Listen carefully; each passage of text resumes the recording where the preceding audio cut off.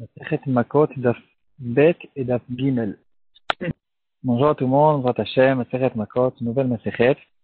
Aujourd'hui, on va essayer de s'attarder sur le sujet qui nous concerne à nous tous. Est-ce qu'on a le droit d'acheter un billet de tombola de l'argent de Maaser?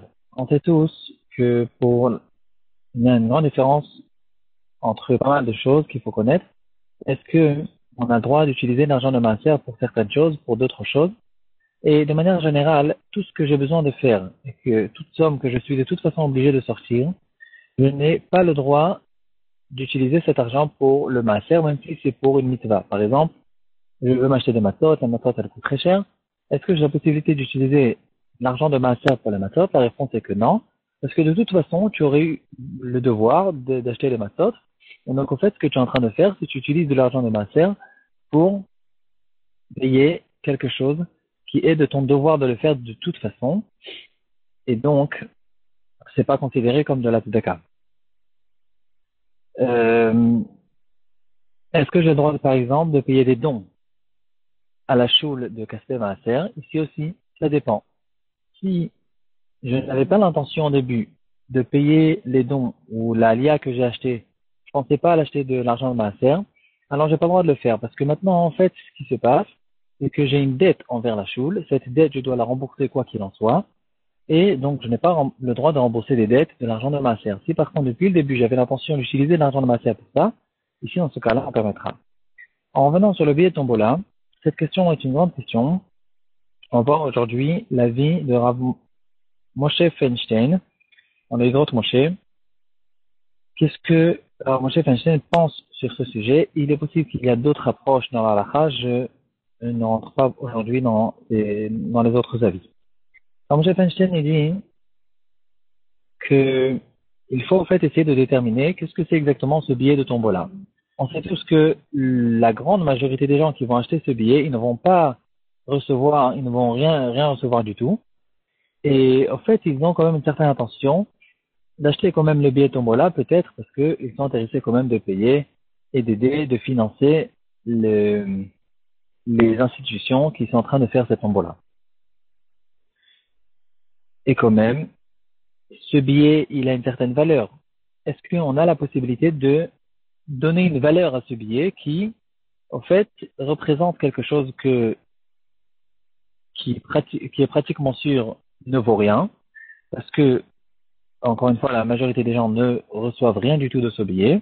Est-ce qu'il y a quand même une possibilité de donner, d'évaluer quelle est la somme de ce billet? Pour ça, Rabbi Fashen, il ramène notre sugia, et il dit comme ça, le psak il est comme ça, et après on va voir la preuve. Il dit, étant donné que le billet de tombola, il y a une date limite. Il y a, ou bien, en général, il y a une date limite. Les institutions ils disent jusqu'à telle et telle date, on peut vendre le billet tombola. C'est le moment où il y aura un gala, il y aura quelque chose, où il y aura la tombola. Et à partir de ce moment-là, on n'a plus la possibilité de vendre les billets. Si, par exemple, théoriquement, c'était des billets de tombola que les institutions n'ont pas donné de date limite, et n'ont pas donné non plus de limite sur combien de billets ils vont vendre. Ici, bien sûr que ce billet tombola, il ne vaut rien du tout. Quelqu'un qui achète ce billet, il ne vaut rien parce qu'il est en train d'acheter quelque chose qu'il n'a aucune idée quelle est la valeur de l'objet qu'il a acheté. Ce billet, il est très possible qu'il a une chance sur 200, il est possible qu'il ait une chance sur 10 000 en fonction du nombre de gens qui vont acheter les billets. Et comme on ne sait pas du tout combien de gens ont la possibilité d'acheter ce billet parce qu'ils n'ont pas donné ni de date limite, ni de limite sur le nombre de billets qui vont être vendus, alors ce billet ne vaut rien et donc on aurait eu le droit d'utiliser pour ce genre de billet de l'argent du maaser. Par contre, étant donné qu'il y a ici une date limite, on sait tous qu'à telle et telle date, on doit arrêter de vendre les billets, alors ce billet, il a peut-être une possibilité d'être évalué dans une certaine valeur. Si par exemple le premier lot, c'est une voiture, alors bien sûr que le billet n'aura pas la valeur de la voiture, ni même pas un dixième, ni un centième. Il aura peut-être la valeur d'un millier ou 1 sur 10 000, par exemple, de la valeur de la voiture.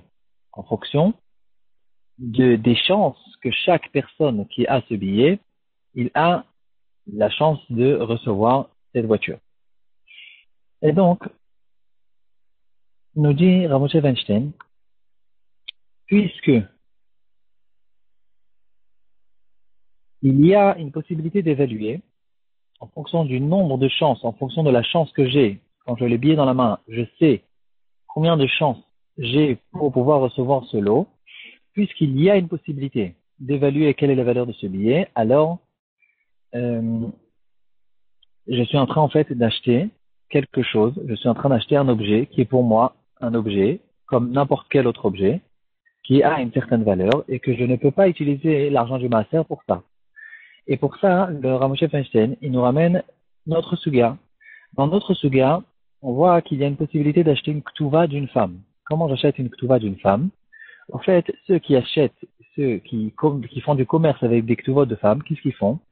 Ils évaluent en fonction de l'âge de la femme, en fonction de la santé, quelle est la santé du mari et de la femme, qui a plus de chances de mourir avant l'autre, quel est le shlom bayit entre les deux et qu'il y ait peut-être une chance qu'ils vont se divorcer et que la ktuva va avoir lieu, que la femme aura le besoin de recevoir sa ktuva. Et au fait, en fonction de tous ces calculs, on peut essayer d'évaluer est-ce que cette ktuva elle a une valeur parce qu'elle a beaucoup de chances d'avoir lieu. En fait, on comprend que un couple qui sont tout le temps en train de se disputer par exemple et qui sont en vue de divorce, on comprend que la ktuva de cette femme, si cette femme théoriquement veut vendre sa ktuva à quelqu'un d'autre, cette ktuva, elle le vaudra beaucoup plus cher parce que c'est une ktuva avec beaucoup de chances d'avoir qu'on ait la possibilité avec ce papier de faire sortir de l'argent du mari. Ou bien si on sait que le mari par exemple il est malade ou il y a plus de chances que le mari meure avant la femme, alors ici aussi il y a plus de chances que cette ktuva aura lieu. Parce que si la femme meurt avant le mari, il n'y a pas de ktuva. Malgré qu'il est très possible que ce couple ne vont pas se divorcer finalement, et que peut-être que la femme elle aura un accident de voiture et qu'elle va mourir oui avant le mari. C'est pour ça on prend, c'est ça en fait le jeu de ce commerce, de prendre les dangers entre guillemets qu'il y a dans cet achat et de prendre des chances et en fonction de ça de faire les calculs, est-ce que ça me vaut et combien ça me vaut d'acheter cette ktuva. On comprend tous la logique. Et dans notre Gemara, on voit que c'est quelque chose qui est possible, qui existe. Ici aussi, la même chose, sur un billet de tombola, il a une valeur, il y a des possibilités d'évaluer combien ce billet il vaut, et donc, nous dire à Moshe Feinstein, on n'a pas la possibilité d'acheter un billet de tombola avec l'argent de masse.